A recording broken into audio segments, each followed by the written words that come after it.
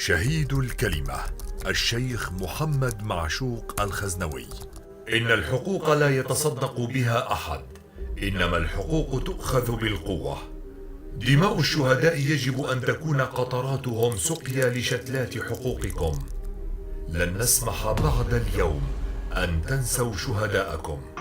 إنما الحقوق تؤخذ بالقوة، يجب أن تكون قطراتهم سقيا لشتلات حقوقكم. لن نسمح بعد اليوم أن تنسوا شهداءكم. هذه الكلمات غيض من فيض كلمات وأقوال الشيخ الشهيد معشوق الخزنوي. ولد محمد معشوق الخزنوي في 25 من كانون الأول من عام 1958 في قرية تل معروف، في أسرة دينية معروفة على المستويين الكردستاني والإسلامي. جده الشيخ أحمد الخزنوي الذي أطبقت شهرته الآفاق. درس معشوق العلم على يد والده إلى جانب دراسته الدراسة النظامية في المعهد الشرعي في باب الجابية في دمشق، ومن ثم في المدينة المنورة، لينال شهادة الليسانس في العلوم الشرعية ثم شهادة الدكتوراه من الباكستان. انضم الشيخ إلى رابطة الكتاب والصحفيين الكرد في سوريا مشجعا تأسيسها، وقد صدر له كتاب بعنوان ومضات في ظلال التوحيد، وله كلام في غاية الإنصاف. فلربما علق الشيخ قائلا عن عائلته: إنها ككل العوائل تجد فيها من يهتم بأمر الدين وآخرين يهتمون بأمر الدنيا، وقد تجد من أفراد هذه الأسرة من يدعو إلى الله خالصا، وآخرين يدعون إلى أنفسهم، كما أنك قد تجد فيهم موحدا لا تشوب عقيدته أي شائبة، ولا يرى النفع والضر إلا من الله وحده دون سائر الخلق أجمعين. وفي الوقت ذاته قد تجد فيهم من انجرف وراء تيار الجهالة فاعتكف على قبر من القبور سادنا يتاجر بأموال الناس، أو عاكفا عليه وطائفا به يستمد منه العون والقوة والمدد، وأنى له ذلك فمن ورائهم برزخ إلى يوم يبعثون.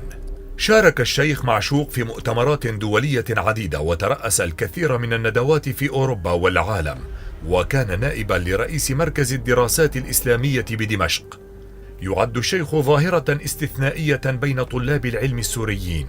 الخزنوي كان كبيرا بحجم سوريا كلها، بمسلمها الكردي والعربي، حيث يرى أن الدين هو الأمر بالعدل والإحسان وإيتاء ذي القربى والنهي عن الفحشاء والمنكر والبغي.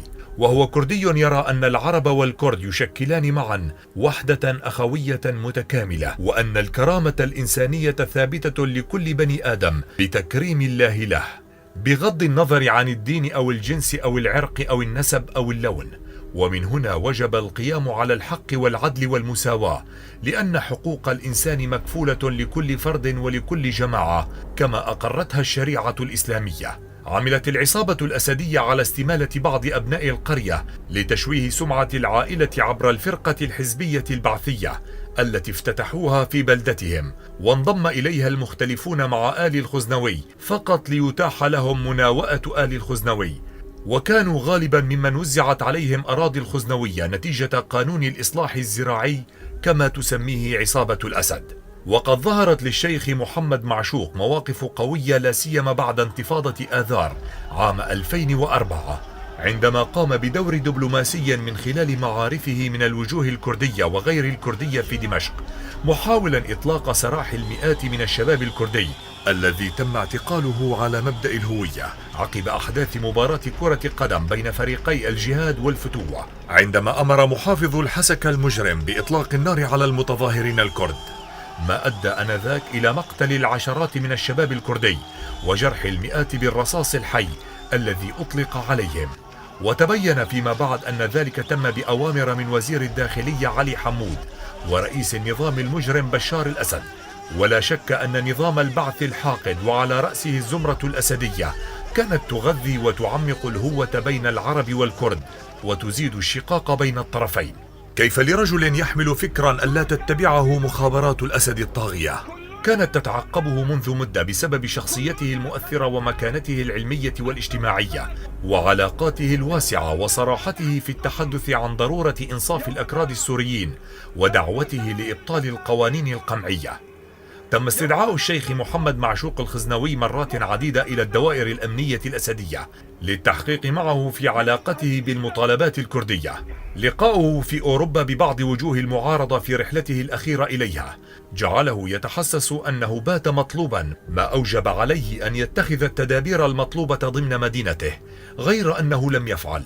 وأثناء أسفاره إلى دمشق كان ينطلق بسيارته وحيدا، فنصبت له مخابرات الأسد الطاغية كمينا في دمشق في 10 من أيار سنة 2015. وعلى إثر اختفاء الشيخ تجمع نحو 10,000 كردي في 21 من أيار في مدينة القامشلي للمطالبة بالكشف عن مصير الخزنوي، ولكن دون جدوى. وبدأت المخاوف على حياة الشيخ تكبر أكثر، لا سيما أن عصابة الأسد لم تتفاعل مع الأمر أبدا.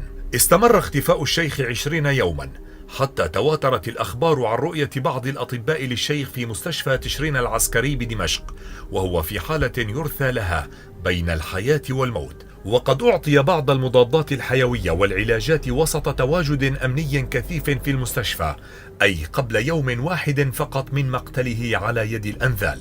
قامت مخابرات الطاغية بإرسال جثته إلى دير الزور ودفنها هناك من أجل إشعال فتنة بين العرب والكرد.